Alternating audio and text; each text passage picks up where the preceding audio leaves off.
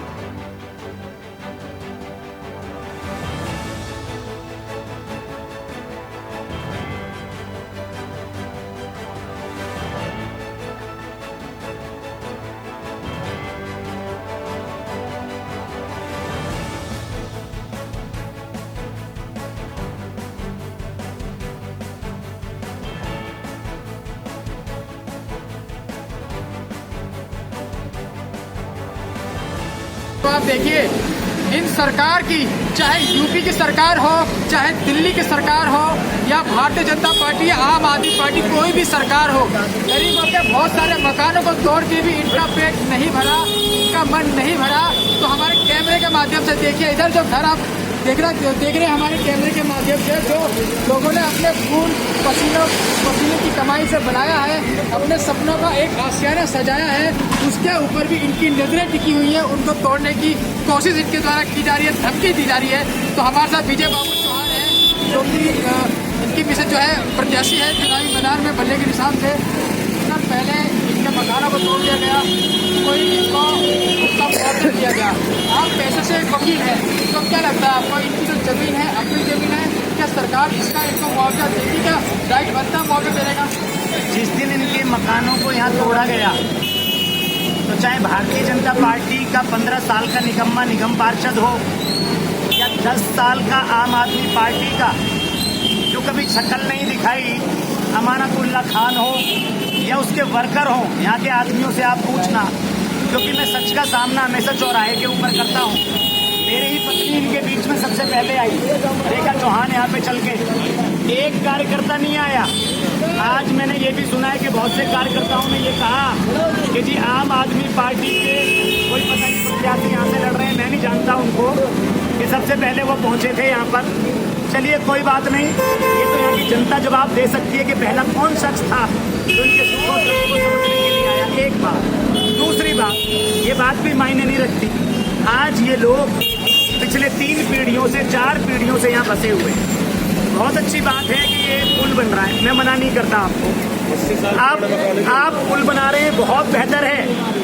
पर जिन लोगों की 6-6, 7-7 पीढ़ियों के आप मकान को तोड़ रहे हैं, उन मकानों को तोड़ने के बदले में इन लोगों को किसी नेता ने, भारतीय जनता पार्टी हो या आम आदमी पार्टी हो, मैं कह रहा हूँ चौराहे पे आके मेरे साथ डिबेट कर ले। यहाँ पर मैं देख रहा हूँ बहुत से पढ़े लिखे लोग भी इस गांव के अंदर हैं, सैकड़ों वकील इसके अंदर हैं, कई वकीलों के बोर्ड भी लगे हुए हैं। क्यों किसी आदमी ने ये नहीं बताया आज तक कि अगर आपका मकान दिल्ली के अंदर 20 सालों तक है, 20 साल के बाद हो सकता है किसी सुविधा के लिए सरकार उसको हटाए, तो पहली बात तो सरकार इतनी आसानी से हटा नहीं सकती। दूसरा, कंपनसेशन की अगर मैं बात करूं तो एक मकान के बदले केंद्र की सरकार 15 लाख रुपए मुहैया कराती है, दिल्ली की सरकार 12 लाख रुपए मुहैया कराती है।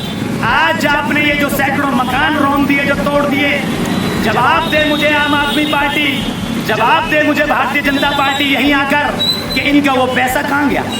जितने मकान टूटे हैं, मैं चैलेंज करता हूँ इस बात का, एक एक पैसा आप लोगों का आया और इन लोगों ने अपनी जेबों के अंदर भर लिया। इनके जो छोटे छोटे कार्यकर्ता थे उन्होंने अपनी जेब के अंदर भर लिया, गरीबों के हकों को खा गई है आपके को, और आज कोई पूछने वाला नहीं है। चुनावी रण चल रहा है, चुनाव के मैदान में सभी लोगों के झंडे देख रहा हूँ, आवाजें आ रही हैं बहुत बड़ी बड़ी यहाँ पर। आम आदमी पार्टी, भारतीय जनता पार्टी, कांग्रेस, अरे चुनाव साहब 4 दिन का है, 4 दिन के बाद चुनाव चला जाएगा। गरीब का दर्द समझिए। आज बोला है कि वो मकान टूट गए, ये पूरे मकान टूटेंगे। कौन सी ऐसी सरकार कहती है? मैं चैलेंज करता हूं आपको, एक नेता नहीं आया जिसने ये कहा हो कि उत्तर प्रदेश सरकार का कोई भी अधिकारी आए यहाँ पर और आके मौके पे एक नोटिस दे कि आप मकान कैसे तोड़ सकते हैं। हम अपने घरों से अपने सामान को नहीं निकाल पा रहे, हमारा सामान गिर गया, हमारी छत हमारे ऊपर गिर गई। एक एक जनता इस चीज के लिए रो रही है और सिर्फ दोनों पार्टियां आपके बीच सिवाय राजनीति के कुछ नहीं कर रही। हम तो आज राजनीति में नहीं है, सब जानते थे, पूरा इलाका जानता था कि अगर आम आदमी पार्टी में कोई काम कर रहा था तो विजय चौहान बाबुल भैया कर रहे थे। और बाबुल भैया एक पढ़ा लिखा आदमी है, हर एक की मजबूरी के साथ खड़ा है। इन लोगों ने करोड़ों रुपए इकट्ठे करे, करोड़ों, सारी पार्टियां इकट्ठी हो गई, सारे गांव इकट्ठे हो गए। इनने कहा बाबुल का टिकट काट दो। पता क्यों काटा गया? क्योंकि बाबुल एक पढ़ा लिखा लड़का है। तीनों नेताओं को बुला लो आप, आम आदमी पार्टी, भारतीय जनता पार्टी इसी चौराहे पर हो, होलिका माँ के दहन की जगह है, अंगूठा टेक है, अंगूठा टेक। और इतनी अगर बड़ी बात कह रहा हूं ना तो मेरे को इंग्लिश में एक एप्लीकेशन लिख के दिखा दे। एप्लीकेशन तो छोड़ो साहब, एग्जीक्यूटिव इंजीनियर लिख के दिखा दो, मैं राजनीति को हमेशा के लिए ना कह दूंगा, मैं राजनीति के अंदर नहीं रुकूंगा। तो जिस आदमी को लिखना नहीं आता, पढ़ना नहीं आता, आपकी आवाज नहीं उठा सकता, एक रिपोर्ट निकाल के ये नहीं बता सकता कि ये 10-10 लाख रुपए, ये 15-15 लाख रुपए जो इन घरों का जो मिला उसको कंपनसेशन, सारा पैसा मिला सरकार से, सारे खा गए, बीजेपी वाले खा गए, आम आदमी वाले खा गए। बुला लीजिए आप चौराहे पर। कभी होता है किसी का मकान टूट जाए और उसको 2 पाई ना मिले इस बात के लिए? तो पहली बात तो आज मैं चैलेंज कर रहा हूँ उत्तर प्रदेश सरकार को भी। आप लोग जानते हैं मुझे, आज आली गांव के 600 केस मैं अकेले लड़ता हूँ, 1 पाई मैंने कभी किसी से नहीं ली, फोटोकॉपी का पैसा तक नहीं लिया।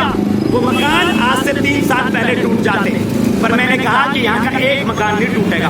आपके साथ मैं छाती से छाती लगा के खड़ा हूँ। लड़ाई दिल्ली हाई कोर्ट तक जाए या सुप्रीम कोर्ट तक जाए, हम लोग उसको लेके जाएंगे। गरीबों के हित की बात करेंगे, गरीबों के हित के लिए लड़ेंगे। इन लोगों ने ये सोचा कि कहीं ना कहीं इसका टिकट काट दोगे तो रोके बैठ जाएगा। हम टिकट के मोहताज नहीं है, टिकट के लिए हमने लोगों के काम नहीं करे। आपके बीच आप देख लेना दोबारा से, आपकी वही रेखा बेटी है, दोबारा मैदान के अंदर है। सारे लोग जानते हैं कि क्रिकेट के बल्ले पे कौन खड़ा है। अगर काम करने वाला कोई आदमी खड़ा है, कोई पढ़ा लिखा आदमी खड़ा है जो हमारे लिए रात दिन खड़ा हो जाएगा। ये जवाब पूछना चाहता हूं मैं दोनों पार्टियों से, एक एक कार्यकर्ता मुझे जवाब दे।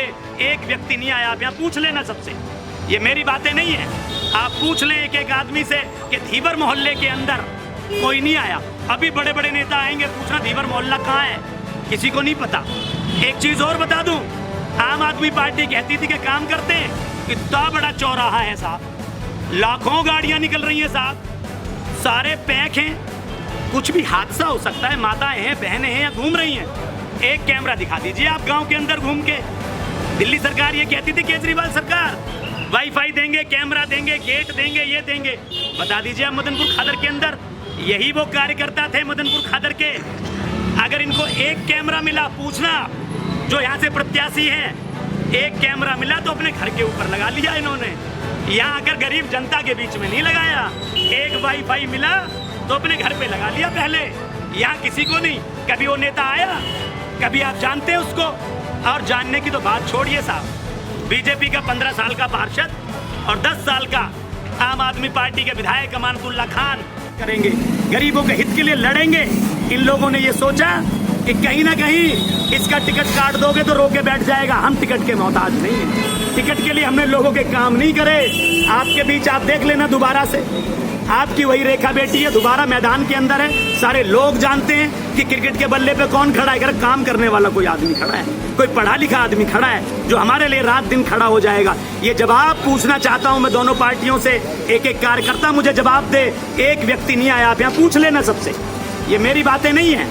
आप पूछ लें एक एक आदमी से कि धीवर मोहल्ले के अंदर कोई नहीं आया। अभी बड़े बड़े नेता आएंगे, पूछना धीवर मोहल्ला कहाँ है, किसी को नहीं पता। एक चीज और बता दूं, आम आदमी पार्टी कहती थी कि काम करते हैं, इतना बड़ा चौराहा है साहब, लाखों गाड़ियां निकल रही हैं साहब, सारे पैक हैं, कुछ भी हादसा हो सकता है, माताएं हैं, बहनें हैं या घूम रही हैं। एक कैमरा दिखा दीजिए आप गांव के अंदर घूम के। दिल्ली सरकार ये कहती थी, केजरीवाल सरकार वाईफाई देंगे, कैमरा देंगे, गेट देंगे, ये देंगे। बता दीजिए आप मदनपुर खादर के अंदर यही वो कार्यकर्ता थे मदनपुर खादर के। अगर इनको एक कैमरा मिला, पूछना जो यहाँ से प्रत्याशी हैं, एक कैमरा मिला तो अपने घर के ऊपर लगा लिया इन्होंने। यहाँ आकर गरीब जनता के बीच में नहीं लगाया। एक वाईफाई मिला तो अपने घर पे लगा लिया पहले, यहाँ किसी को नहीं। कभी वो नेता आया, कभी आप जानते हैं उसको? और जानने की तो बात छोड़िए साहब, बीजेपी का 15 साल का पार्षद और 10 साल का आम आदमी पार्टी के विधायक अमानतुल्लाह खान और उसके सारे कार्यकर्ता। मैं आपको बोलता हूँ, कल आप आ जाएं इसी चौराहे के ऊपर, डिबेट कर लें, 2-2 रुपए का हिसाब देना पड़ेगा। और मैं जब तक इस लड़ाई को लड़ूंगा, जब तक गरीब और मजलूमों के जो मकान आपने तोड़े हैं, इनकी अगर पाई मैं इनको ना दिला के जाऊं, उस दिन आप कहना कि किस चीज के लिए विजय चौहान यहाँ पर आया। तो दो राजनीतिक दल के प्रतिनिधित्व का प्रतिनिधित्व कर रहे हैं, कहीं न कहीं इस मदनपुर खादर से जुड़े हुए हैं, तो किस तरह का माहौल यहाँ बना हुआ है। एक बात और, महिलाओं की सुरक्षा की दृष्टि से और दुर्घटनाओं को रोकने के लिए दिल्ली सरकार ने दिल्ली के सभी विधानसभाओं में कैमरे लगाने की एक कोशिश की थी, एक पहल की थी, और 2000 कैमरे एक विधानसभा में लगने थे। लेकिन मदनपुर खादर का गांव है, मेन चौराहा है, मेरे कैमरे के माध्यम से आप देख सकते हैं, ये मेन चौराहा है, अक्सर भीड़ भाड़ वाला इलाका है। तो ऐसे में बहुत सारे हादसे हो सकते हैं, चाहे रात को हो चाहे दिन में हो, लेकिन यहाँ पर एक भी कैमरा नहीं लगाया गया, जो कि एक शर्मनाक है। और इसके लिए कहीं ना कहीं प्रतिनिधित्व को इस पर संज्ञान लेना चाहिए, इस पर ध्यान देना चाहिए। आप बात करें यहाँ पर लोगों के उजड़े आशियाने का, लोगों के सपनों के जो घर, लोगों ने अपने सपनों का घर बनाया था उसको तोड़ने का, तो उसका मुआवजा कहीं ना कहीं इन सरकारों को देना चाहिए था, जो इनको देने में नाकाम रही है। अब आने वाले समय में क्या विजय चौहान जी की जो ये लड़ाई है, जो ये इन लोगों के साथ जंग है, जो लूट खसोट की राजनीति करते हैं, कितनी कामयाब होती है, वो देखना बहुत अहम होगा। तब तक आप जुड़े रहिए और बने रहिए राइट कैंप प्लस के साथ। नमस्कार।